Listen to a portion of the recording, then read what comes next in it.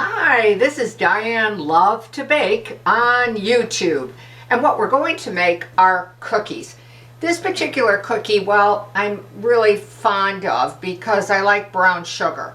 And usually a lot of cookie recipes, of course, are with granulated sugar, but I really prefer brown sugar. And when I found this recipe, well, through a friend, basically, I really fell in love with it. I just thought it was a great tasting cookie, and it was relatively really easy to bake. And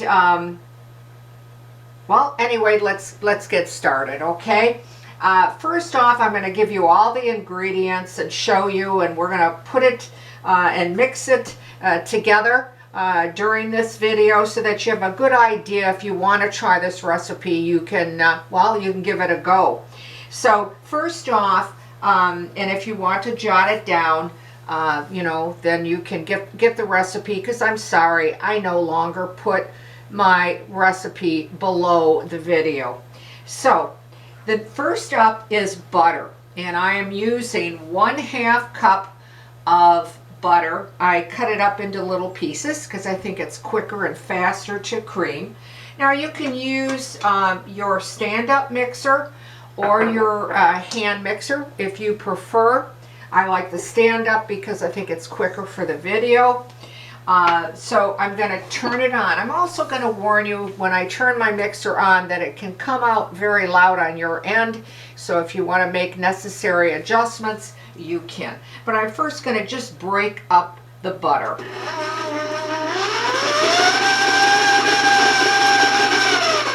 Now, the next thing that you're going to be putting in, beating in, and creaming is brown sugar, which I talked about just a few seconds ago. You're going to use 3/4 of a cup of brown sugar. Now, if you prefer the dark brown sugar, go ahead. For this recipe, I tend to like the light brown sugar, but that's up to you, or whatever you have in your pantry. And I generally stack my sugar. I don't know if you noticed that, but that's a reminder to tell everyone to make sure that you pack the brown sugar when you measure it, okay? So, and it's been sitting a little bit here as we're waiting to put on this video. So I'm just going to break it up with my clean hands. Now again, I'm going to turn on the mixer and combine the butter with the brown sugar and help it to start to beat and smooth together and combine.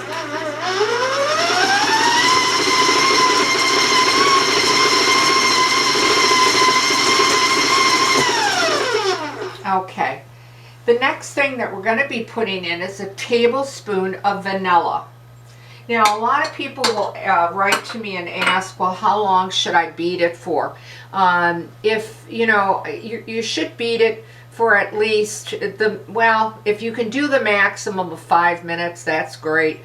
If I try to stay within 3 to 4 minutes, okay, but due to the video, of course, I'm just hurrying everything along here. I'm going to turn on, so warn you about that sound.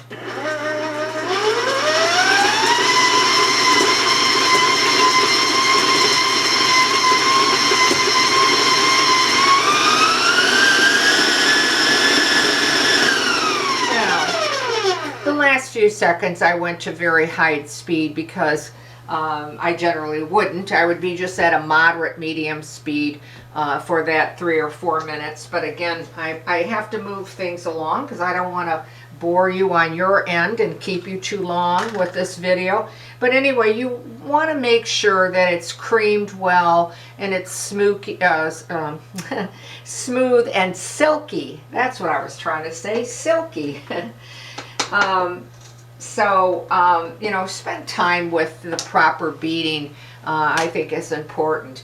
Okay, let's talk about the dry ingredients. In this bowl, I have 1.5 cups of all-purpose flour.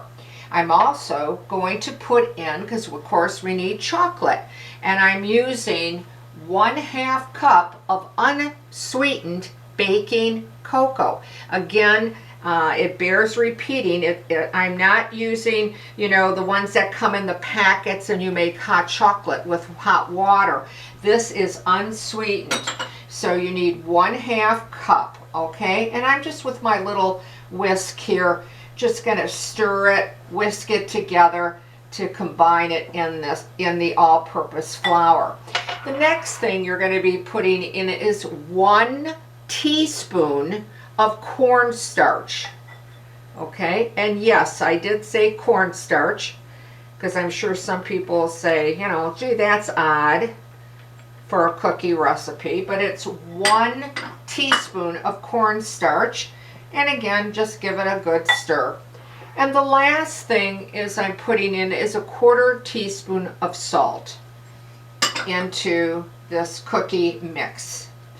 And of course, what we're going to do is we're going to slowly beat in the dry into the wet to make a cookie dough. So I'm going to start off low so this doesn't go all over my kitchen.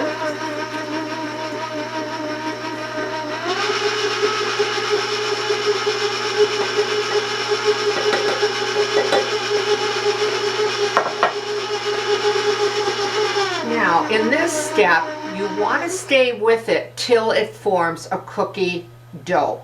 So, you know, it does take you, you know, I don't know, maybe it'll take you a minute, maybe it'll take you 2 minutes, but you haven't done anything wrong if it looks like it's not coming together. So, for the sake of time, I'm going to just take my towel and cover my mixer, and I'm going to increase the speed to move it along.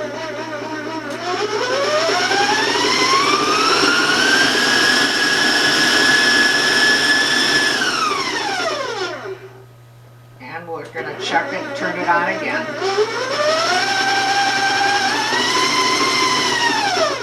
All right. Now, also, that I was remiss in putting in, but it's certainly not too late, is 1 egg, okay? Oh, I love when I make a mistake. Okay.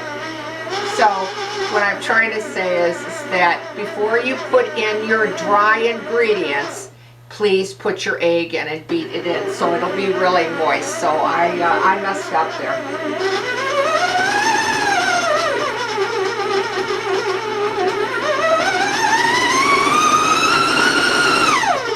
Okay. Then once you have the egg in there, your cookie ball will form very quickly for you. So I'm just going to take off the excess of my paddle here quickly and then put that aside. Okay, and then just with my spatula, I'm going to show you what I got so far. All right, and here we go. There's your cookie dough. All right, sorry about that mistake. I made that blunder.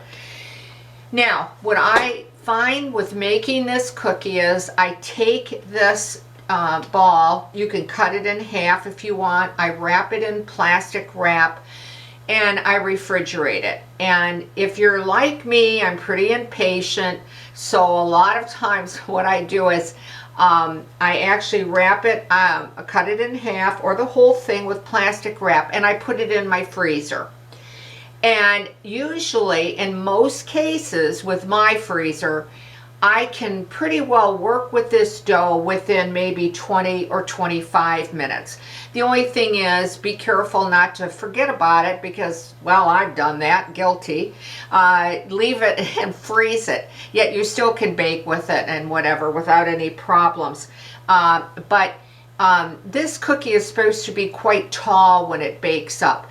If you bake it without chilling it, the dough, you're not going to like the results. The cookie will be extremely flat like a pancake. It's not going to look appetizing, and I don't think you're going to like it. So it's well worth the time to throw that wrapped up into your refrigerator. If it's in the refrigerator, it might take you an hour to chill it up. It really depends, because again, I think all our refrigerators and our freezers are different, just like our ovens, how they work. And but again, like I said, I tend to use the freezer method when I'm in a hurry, or I just don't want to wait for it to chill in the fridge. So I'm going to get this out of the way. In fact, I'm going to put it in the refrigerator really quick. And I have some dough that has already been chilled in this container, because I want you to see the dough when it is chilled. Okay, so it's a lot different handling once it's chilled. It's not as soft. Okay, and I just want you to be able to see that the cookie dough. Okay, this cookie, when it bakes up, the whole kitchen smells so good, especially if you're a chocolate lover like I am, and I think so many other people are. Okay, now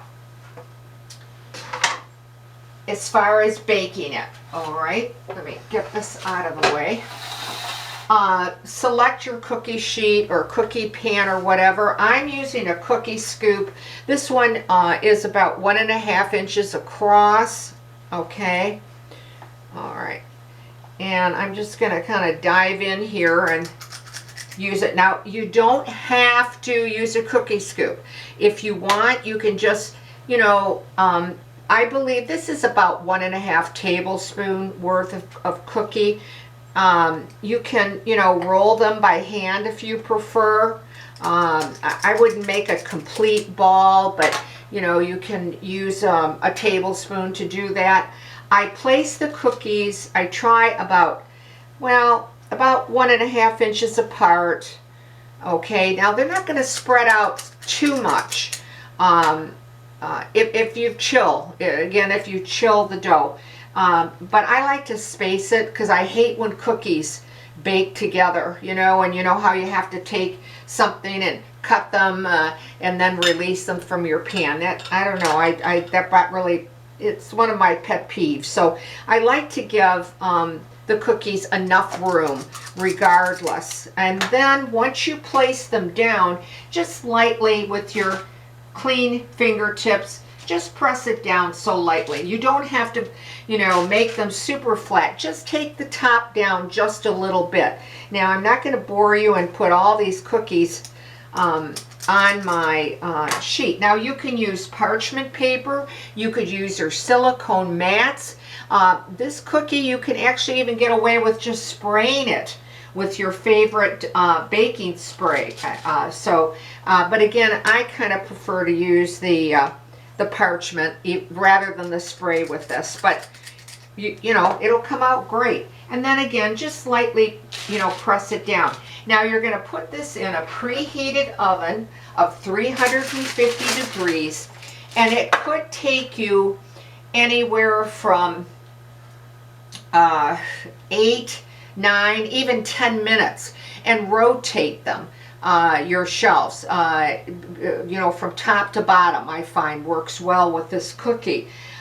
You don't want to over bake them because then they'll become very hard, and maybe, you know, they'll break up easily, and you might not like that as well. So I try not to over bake these. And then when you are checking on the baking process, just look to see if the cookie looks almost set, not completely, but almost set, because if you wait till it gets real firm in the center of this cookie, it'll be too dry. Okay, now once you take them out of the oven, make sure that they sit on a cooling rack before you move them. So give that a couple minutes too. Now I'm going to wash my hands real quick because I was working with raw egg, and I'm going to show you the finished product.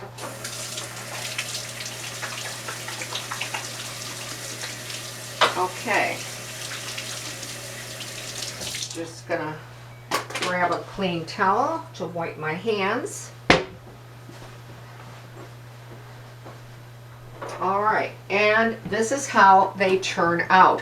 They will bake up very nice, very high and very thick. And as I said, you just want to press down on them ever so lightly, okay? They'll have a natural like bottom to them. You know, they won't be real dark unless you really overbake them. But it'll have a medium dark bottom. It will have a hard surface on the bottom, and it will have a hard surface on the top. But when you break the cookie open, then you start to see that it has a chew factor. It's light, it's delicate, it's one of those, the inside of the cookie, I like to call it the crumb of the cookie, is very delicate. It flakes away, as you see with my fork. And even as I press down on the cookie, you can see how moist it is. They will melt in your mouth. You'll have that great taste of that chocolate and that brown sugar. The combination, I think, is just fantastic, especially if you're a cookie lover like I am, okay? Now, on how many you're going to get, of course, it depends on the size that you make them. But I did this 1.5-inch scoop, as you saw me do, and I can get 12 cookies. I've gotten as much as 16 cookies out of this one recipe, that kind of thing. So it really depends. If you are making them larger, though, of course, you're going to have less cookies. You're going to yield less, but you're going to have to increase your time. So follow through with that. But there you have it. You've got chocolate brown sugar cookies. They will bake up quite pretty, I think, and nice and thick. And that's what you want when you try this cookie with a cup of coffee or milk or a cup of tea, cappuccino, espresso. It all tastes great with this little cookie. Well, I want to thank you for watching Diane Lovetobake. If you'd like to subscribe, well, I can't thank you enough, or ring the bell to give me a like to the video. I also want to remind you, if you have a question or a comment, please know that I only put my videos on YouTube. I will get your question or your comment, and I'll do my very best to answer in a timely fashion. And I want to thank you all for watching Diane Lovetobake on YouTube. Stay well, stay safe, and I'll see you soon.